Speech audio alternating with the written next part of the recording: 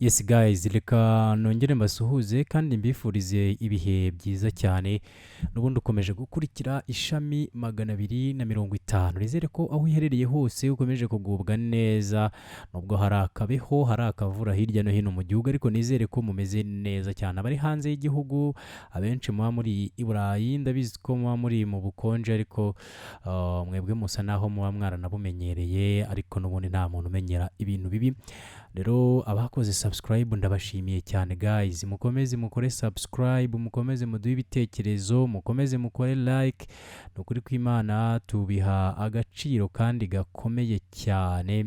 Aka kanya rero tubazaniye inkuru ebyiri z'akababaro, imwe iri mu Rwanda indi iri hanze y'u Rwanda. Reka duhere ku nkuru y'i Musanze, aho muri aka karere hatoraguwe umurambo w'umugabo mu mugezi uturuka mu birunga. Ni mu mudugudu wa Bucuzi, ni mu kagari ka Rwebeya, ni mu murenge wa Cyuve, ni mu karere ka Musanze. Aha habonetse rero umurambo w'umugabo wari uzwi ku izina rya Kwindi, ufite ubumuga bwo mu mutwe, wabonetse mu mugezi wa Rwebeya, ukura amazi. Uyu mugezi ukaba ukura amazi rero mu birunga. Hanyuma uyu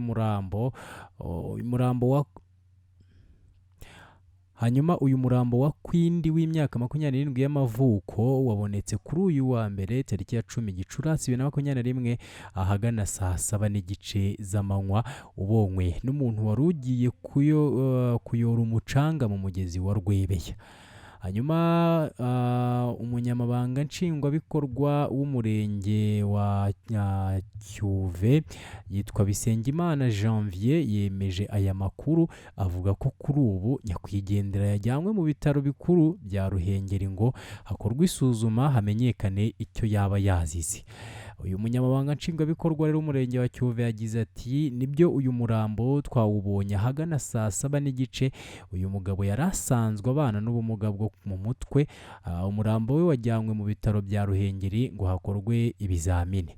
Muri ibi bihe by'umuhindo bikunze kurangwa n'imvura nyinshi, amazi aturuka mu birunga akunze gutwara ibintu n'abantu batari bake, aho bamwe inabahitana, abandi bakahakura ubumuga.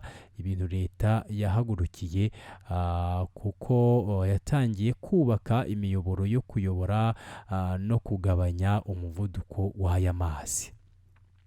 Iyo rero ni inkuru y'akababaro iri mu karere ka Musanze. Ubwo umuryango we tubwire tuti bakomeze kwihangana. Hanyuma mu Burundi ho rero abantu 8 barimo n'umusirikare baguye mu gitero cyagabwe n'abitwaje intwaro. Abantu bitwaje intwaro bagabye igitero ku baturage mu muhanda uherereye mu ntara ya Muramvya ni mu Burundi, gihitana abantu 8 barimo umusirikare witwa Lieutenant Colonel Onesphore Nizigiyimana n'umukobwa we. Hanyuma ibi bikaba byarabaye ku cyumweru tariki ya 9 Gicurasi 2021 mu masaha ya nimugoroba mu birometero 4 uvuye mu mujyi wa Muramvya, aho abajura 12 bitwaje intwaro batangiriye imodoka yari irimo Lieutenant Colonel Nizigiyimana bakayirasa, nyuma bakaza kuyitwika.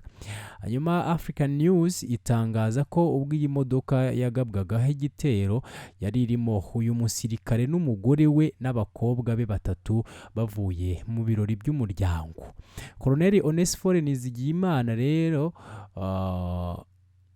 hanyuma rero nk'uko byagaragaye mu itangazo ryashyizwe hanze, rikaba ryari riri mu Cyongereza rigira riti Colonel Onesphore Nizigiyimana is reportedly one of the 8 people killed tonight in an ambush on the Bujumbura-Gitega road in the area of Muramvya. Burundi police says this attack was perpetrated by thieves, but eyewitnesses said nothing was stolen from passengers. hanyuma bati Koloneli Onesphore Nizigiyimana ni umwe mu bantu 8 byatangajwe ko yishwe cyangwa se byagaragaye ko yishwe mu ijoro atezwe igico mu muhanda wa Bujumbura Gitega muri mu gace ka Murambya. Hanyuma polisi y'u Burundi ivuga ko abatatse bari abajura, ariko abababonye cyangwa se ababibonye biba bavuze ko nta kintu na kimwe kigize kibwa aba bagenzi. Hanyuma rero mu Burundi ikaba rwose ari inkuru y'akababaro. Nyuma y'itwikwa rero ry'iyi modoka, abajura bari bafite imbunda za AK47 cyangwa se Alexandre Kalashnikov 47 na grenade, bahise bigabiza izindi modoka 3 zari ziri inyuma y'iyo, harimo na bisi itwaye abagenzi. Umwe mu baturage baturiye aho icyo gitero cyabereye babwiye AFP, ni ibiro ntaramakuru by'Abafaransa, ko byari bimeze nk'urugamba rwa gisirikari. Umwe muri bati abantu bahahamutse kubera ko cyari kimeze neza nk'igitero cya gisirikare. Nyuma yo kwiba ibyo bari babashije gutwara, aba bajura bahise bajya mu ishyamba rya Kibira. Nubwo byavuzwe ko hapfuye abantu 8, abantu benshi baganiriye na AFP bemeje ko hari abapfiriye mu nzira ubwo bajyaga kwa muganga, ku buryo abapfuye biyongereye bakagera kuri 12. Perezida w'u Burundi Evariste Ndayishimiye yanditse ku rukuta rwe rwa Twitter yihanganisha imiryango y'ababuze ababo, ashimangira ko uzafatwa yakoze bene ibyo bikorwa by'ubugizi bwa nabi azabihanirwa cyangwa se azabiryozwa. Nuko rero bimeze mu Burundi ndetse no mu Rwanda. Ubwo twihanganishe n'ubundi miryango y'abavandimwe baguye muri iki gitero bo mu Burundi, tunihanganisha n'ubundi nabo byagezeho ingaruka bose. Reka rero mbashimire cyane kuba tubana, kandi mbashimire kuba mukora subscribe umunsi ku munsi.